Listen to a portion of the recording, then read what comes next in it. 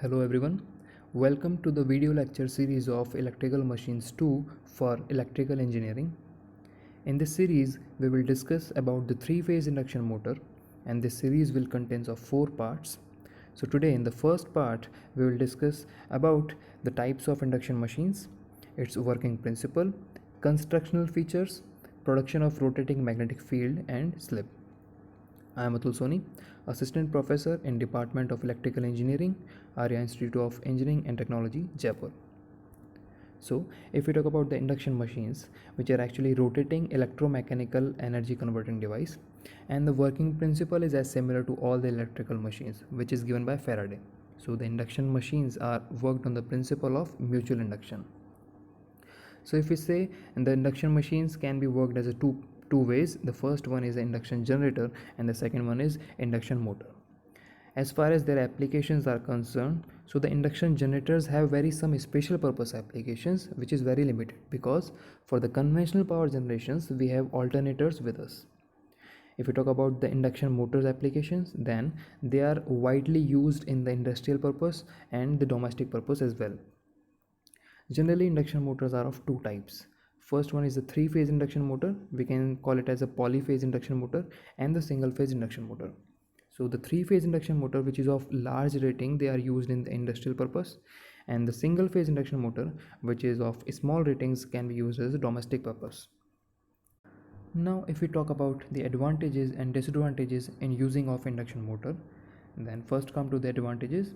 So it is very simple in construction, which is extremely very rugged. That means it is unbreakable and it requires very minimum maintenance. And second one, for the same power output as compared to the other motors, the cost of induction motor is very less. Its efficiency is very high and the power factor is also very good. If we talk about the other advantages, there is no commutator and brushes in the induction motor, therefore there is no armature reaction and commutation problem.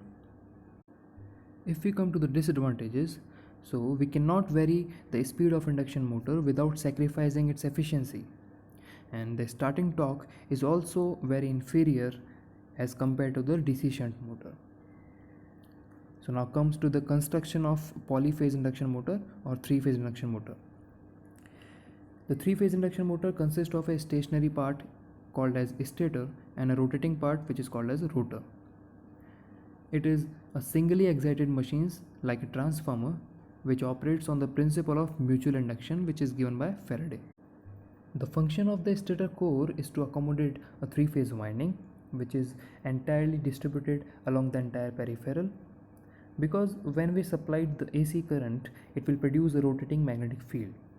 And inside to the stator we have a rotor which connected to the output shaft, where we have a torque by the rotating field.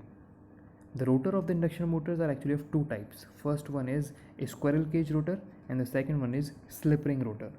Slip ring rotor, we can say it as a wound rotor motor. So this is the three-phase squirrel cage type induction motor. We are using this type of induction motor in our electrical machines lab. So we see here that this is the terminal box. By this we provided three-phase supply, and the three-phase supply is given and then connected to the stator winding. So the windings are getting the three-phase supply and the RMF will produce in the air gap. This is the rotor. This is the squirrel cage type rotor and connected to the shaft through which we get the output. The load will be connected to the output shaft here. And here it is, the three-phase wound rotor type induction motor. The basic difference between the squirrel cage and the wound rotor induction motor is the slip rings. So here we see the three red color rings are connected to the shaft of the rotor. These are called as slip rings, and through the slip rings we have connected the brushes. The brushes will provide the sliding contact to connect it with the external circuit. We can add the external resistance through it. Now comes to the stator construction. The stator of induction motor consists of stator frame, stator core, three-phase windings, the end covers, ball bearings, etc. And the stacks are made up of steel laminations. and the coils are placed in the slots to form a single or three-phase windings. The slots provided over the stator is of semi-closed type. As we know, there are three types of slots for the electrical machines. The first one is open type, second one is the closed type, and the third one is semi-closed type. So the induction motor will have semi-closed type slots, alternators will have open type slots, and the DC machines will have the closed type slots. If we talk about the squirrel cage rotor, the rotor is made up of silicon steel laminations. There is no need for the thin laminations because the iron losses are negligible. So generally we use the thick laminations here. As it resembles a cage-like structure for the squirrel, that's why it's called as a squirrel cage rotor. The solid copper or aluminum bars are placed in the slots like this, and they are braced at both ends using end rings. The end rings are made up of copper or aluminum rings. Talking about the wound rotor or slip ring rotor, these rotors are generally used in the three-phase induction motor of large ratings because they required high inertia loads and the starting torque requirement is very much high as compared to the squirrel cage. We know that the starting torque is depending on the rotor resistance, which cannot be increased in the design because it affects the heating and efficiency. But to get the starting torque for the high inertia loads, a suitable resistance has to be added into each phase of the rotor equally. Therefore, we provided the slip rings to add the external resistances into the rotor circuit to get the required starting torque. Here we can see that the external starting rheostat is connected through the slip rings of a three-phase induction motor. Here we provide a three-phase supply. The stator, the windings are connected in star, and the rotor, the windings are essentially connected in star for the slip ring induction motor. And the external rheostat is connected through the slip rings. We can vary the resistances here. By this, we can vary the starting torque requirement. Now comes to the basic operating principle of three-phase induction motor. Whenever a three-phase supply is given to the stator where we have three-phase distributed winding along the entire peripheral, a RMF is produced. That means a rotating magnetic field is produced that will rotate in the air gap. As at the starting, the rotor is stationary, so there will be a relative motion between the stationary rotor conductors and the RMF. Resultantly, an EMF is induced in the rotor conductors according to the Faraday's law of electromagnetic induction. As the rotor is a closed circuit, there will be current flowing through the rotor conductors. The current carrying conductors experiences a force because of the magnetic field around them and tend to rotate, which make the motor rotates. The direction of rotation which can be analyzed by the Lenz law, and that force which can be changed as a torque at the output, that force will be given by F is equal to BIL.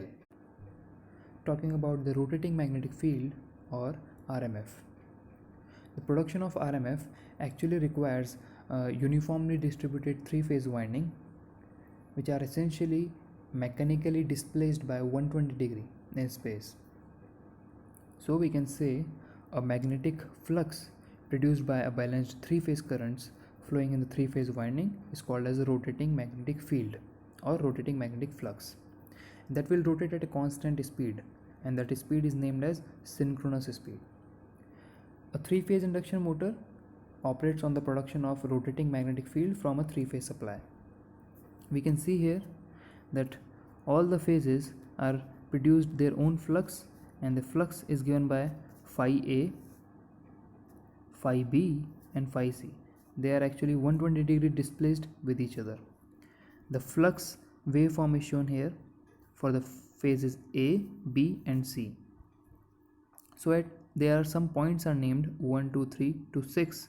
Now we see that each point, the resultant flux will be some different and at some direction. Now to analyze the resultant flux, we use the graphical analysis. So let the maximum flux of each phase will be phi m, and the resultant flux will be given as phi r, and individual fluxes of each phases will be phi A, B and C for all the three phases of A, B and C. So we have to take some instant to know how the resultant flux will differ at each point from 0 to 3 or 0 to 6. So take the first instant, omega t is equal to 0 degree. As we know, as the windings are 120 degree displaced with each other, the resultant individual flux will be phi A is equal to phi m sin omega t, phi B will be phi m sin omega t minus 120, and phi C will be phi m sin omega t minus 240. So putting at a point omega t is equal to 0 degree, we'll get phi A is equal to 0, phi B will be minus root 3 by 2 of phi m, and phi C will be root 3 by 2 of phi m. We can see here that the phi B and phi C is there, so the vector sum of these two will be 1.5 times of phi m. We can see here it is 3 by 2 of phi m, that means 1.5 times of phi m in the downward direction. At instant 2, that means omega t is equal to 60 degree, we see that phi A will be root 3 by 2 of phi m, phi B will be minus root 3 by 2 of phi m, and phi C will be 0. So the resultant flux will also at the same, which is 3 by 2 of phi m, but the direction is different. As we see here that the vector sum, the direction is different from the previous instant. So checking at the instant number 3, that means omega t is equal to 120 degree, we get the resultant flux with the same magnitude of 1.5 times of phi m, but the direction is somewhat different. At instant number 4, at omega t is equal to 180 degree, again we get the same magnitude of resultant flux, that is 3 by 2 of phi m, or we can say it as a 1.5 times of phi m, but the direction is again different with the previous instant. Now to summarize all the instants, we can say that the resultant flux having a magnitude of 1.5 times of phi m in each of the instant, but it has rotated clockwise through an angle of 60 degree in each of the cases. We can see here at omega t is equal to 0 degree, it is in downward direction, and next instant omega t is equal to 60 degree, it will rotate clockwise with an angle of 60 degree from the previous one. Again at 120 degree, again rotated clockwise with 60 degree, and 180 degree, again it will rotate clockwise with an angle of 60 degree.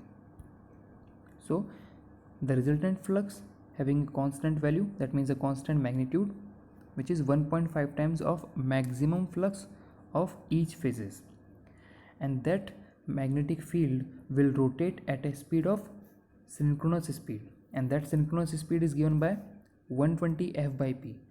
Here we know f is the frequency and p is the number of poles. Now comes to the slip. As from the working principle, we know that the rotor will rotate in the same direction of rotating magnetic field, but it will rotate at a speed which is less than the synchronous speed. The difference between these two speeds is only known as slip. If there is no difference, then there will be no relative motion between the rotor conductors and the RMF. Therefore, there will be no rotor EMF, no rotor current, and so torque to maintain the rotation. It is due to this relative motion that the torque is developed. So the difference between these two speeds is known as the slip speed, and the slip is expressed in terms of percentage by ns minus n by ns into 100, where ns is the synchronous speed of rotating magnetic field, n is the speed of rotor which is less than synchronous speed, and s is slip represented in percentage. So now we'll take some effect of slip on the other parameters. So first on the rotor frequency. On the rotor frequency, the effect of slip will be directly. That means the rotor frequency will be the slip times of supply frequency in the running condition. If we talk about the stationary position where the rotor will not rotate, that means n is equal to 0. Therefore, slip will be 1. So if slip is 1, then there will be no effect on the rotor frequency and all other parameters. But at the running condition, n is not is equal to 0. Therefore, slip have some value. and all the parameters have some effect of slip on them. On the rotor frequency, the effect is slip times of supply frequency. On the rotor induced EMF, that E2 will be slip times of E2. Rotor reactance, it also directly proportional. On rotor resistance, there will be no effect. That means there is no change due to slip on the rotor resistance. On the rotor power factor, it will affect the rotor power factor because as the slip is increased, the rotor reactance will increase and the power factor will reduced. So by this we concluded the construction, working principle, the production of RMF and slip. We'll continue in the part 2. Thank you.